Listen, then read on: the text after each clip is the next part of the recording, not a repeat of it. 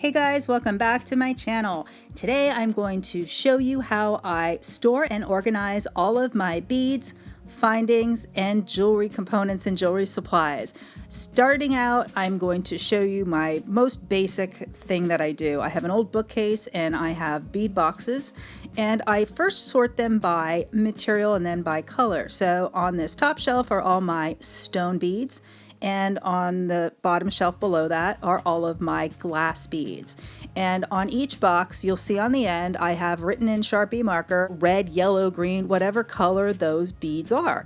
And this way, if I know that I need a stone bead or a glass bead, first I know that I can just reach to which shelf I need to reach to. And then from there, I just choose the color that I need. And for example, I'll show you these boxes and how I have them organized. There are plenty of little spaces in there to keep beads, and there are different kinds of bead boxes as well. There's lots of different kinds of bead storage that you can get, and I've tried a lot of them, and I've been doing this a very long time, and you know, everyone's going to do what works best for themselves, and that's what you should do. So figure out a way that works best for you and just go for it. Now, there are different kinds of these boxes, like I had said. This is a larger size box, and some of the boxes you can get have removable little inserts where you can adjust the size of the compartments to larger or smaller. I don't like those kind at all. I've tried them. I think that the little slidey pieces that you put in and out, I find that they don't stay in place and beads can slide below them. And so I like the ones that are molded and have, you know, non-movable spaces. On my workbench, I have all different kinds of containers I use. There's a really old wooden container. This one a neighbor had given me who was, you know, moving to a nursing home. He had this in his workshop and he used to keep screws and nuts and bolts in. And it's great for little things, like I put pieces of lace in there and just odds and ends. And for projects that I'm working on my workbench, or, you know, pieces that I have to put away, I'll put in these little teacups and saucers and, you know, things that I need to either organize or that I'm currently working on. For example, this box is my vintage silver, and you can see I have some pieces that have a patina on them, and then for this one, which is my yellow stone bead container, the large components fit very well into the large space that's in the box. So most of the spaces are kind of the same, but there's one or two larger areas that are great for like those big, large, chunky beads. And this is the glass bead box, and I'm showing you here how I peel the label off of the bags when I get them from the supplier, and I stick them into the compartments when I can, and that way when you go to replace the bead, you know where you got it and the item number, those kinds of things. Now this next thing I'm going to show you is something I made years ago, right when I started making jewelry, and I had a hard time figuring out what size bead was what. So I took an old index card and I glued down some beads of different sizes, and I wrote, you know, 4mm, 6, 8, and some odd shaped beads, or, you know, 11 by 4 or whatever. And I punched a hole in it and I hung it on the wall at my workshop, and I could use it as an easy reference for what size was what. And it's still hanging there and I still like it. I use very few tiny seed beads, but I do have some, and this is one of those large containers with the removable things inside that I didn't really like, so I just kind of keep them in there in the packaging. Very small beads you don't want to open up and pour into the compartment spaces in a box. You want to keep them either in bags or in small containers, and that's why I bought those cylindrical containers. So one day if I end up buying more, I will have a spot ready for them to store them. Like I said, there's so many different types of storage that you can use for your beads. I really like the rectangular boxes, and you saw how wonderfully they fit right into my bookcase. Now here's something I'm going to show you. Do you see through that lid? Not so much. Look at this one. You can't see through that at all. I didn't realize that when I bought these. I think they were probably packaged with a piece of paper on top, you know, wrapped in a plastic wrap, but now I know. Look for the clearest boxes lid, at least the lids that you can find, because at a glance I can see right into this box and know if that's the box that has the bead that I'm looking for. Otherwise, the other milky type lids, they're such a pain. So word to the wise, that's just a little tip to help you out. For another example of one of my stone beads, I keep my clear beads and my white beads together. So you'll see I have my quartz crystal points, white beads, moonstone, and I have them separated by grade and by color. Some of the moonstone are brighter, some have more flash, some are more yellow, and that's how I organize those. Now for my crystals, such as these Swarovski crystals, I only use 2 or 3 different sizes, so I have them marked 4mm, 6mm, and then I sort them in the inside of the box by color, and that makes it very easy. I know what size bead I need, I grab the box, and then I can choose the color. Like I said, you want to have everything organized in the way that works best for you. Now here's a look at some of the pearls that I have. These are my genuine freshwater pearls. Again, I keep them by size. I separate them, by size, by color, shape. I have a whole nother box for faux pearls, which are glass coated and they're not actual pearls, so I keep them separate. Now here's an old one that I've had a long time. These old food storage containers work great for storing larger items, and this is where I keep my vintage buttons and my check pressed buttons.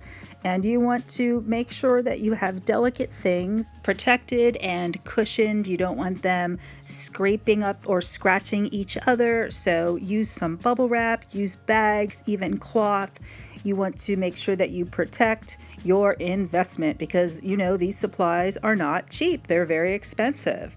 And as a fun little add-on, I'm going to show you something I bought years ago. The person who was a supplier for me for the glass buttons had some broken ones, so I purchased a huge box of all their chipped, cracked, and broken, and I thought, don't throw these away. I'm going to turn them into something, and I had always thought maybe I'll make a neat little lampshade out of them in a stained glass style, so we will see. I would like to know what you would do with them, so leave me a comment below. Give me some ideas.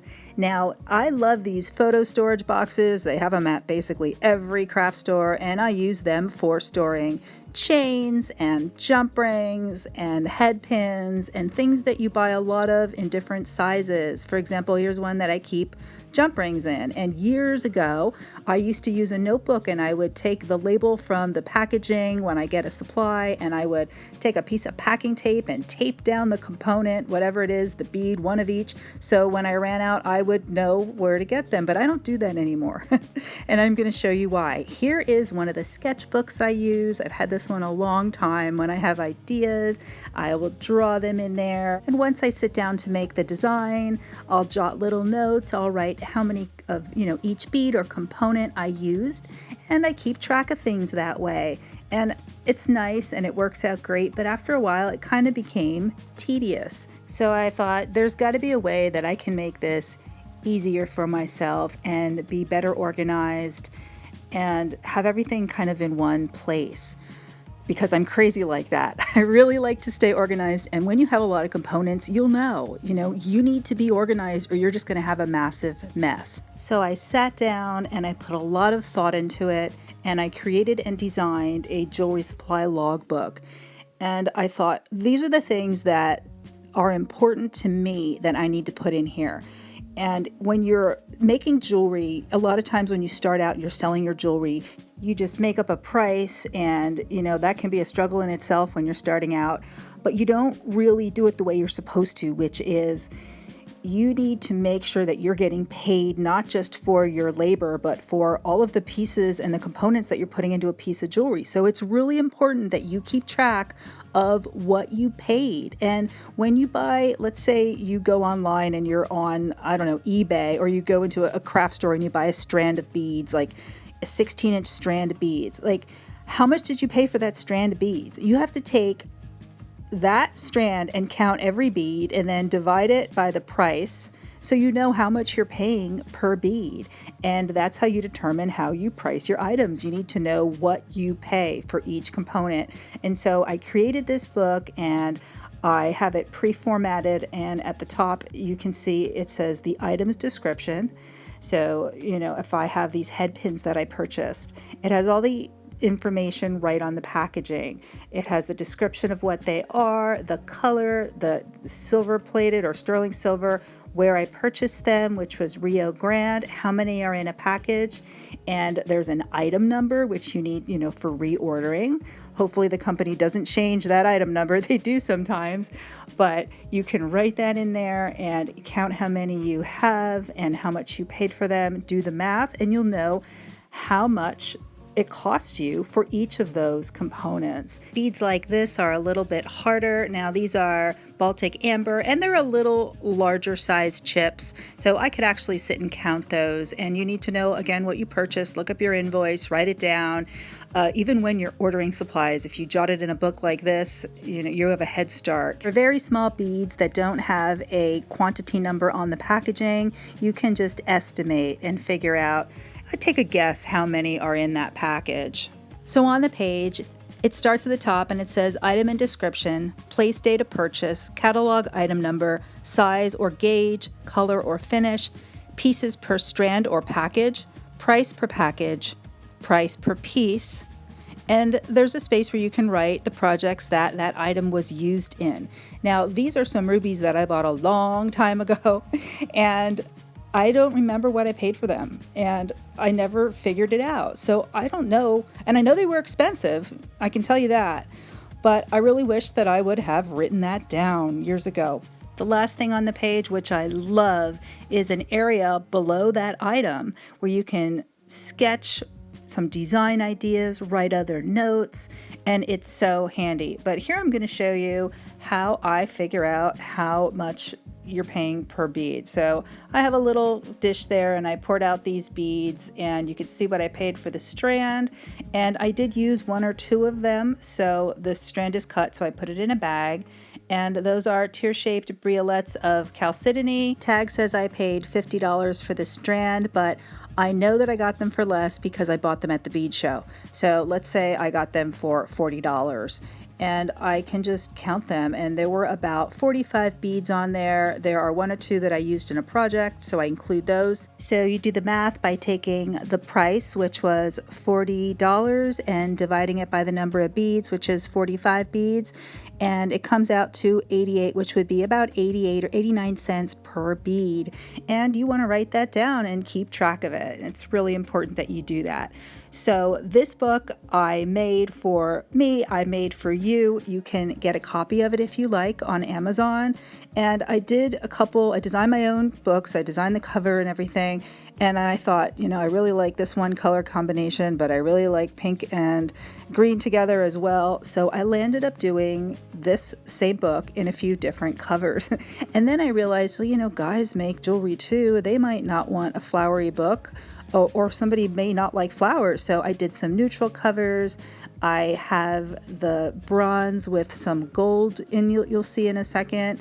And I also have a deep blue, and I have a beautiful deep moss green. And just search Amazon for Laura Beth Love and you'll find them. So I hope you liked this video. If you did, give me a thumbs up. I hope you check out the book. If you do, give it a review. And I'll be back very soon with a new jewelry making video for you. Would love to know, how do you organize your jewelry supplies and your beads? Leave me a comment below. Share what you do, because we'd all like to know. So thanks again for joining me. Don't forget to subscribe, and I will see you next time. Bye, guys.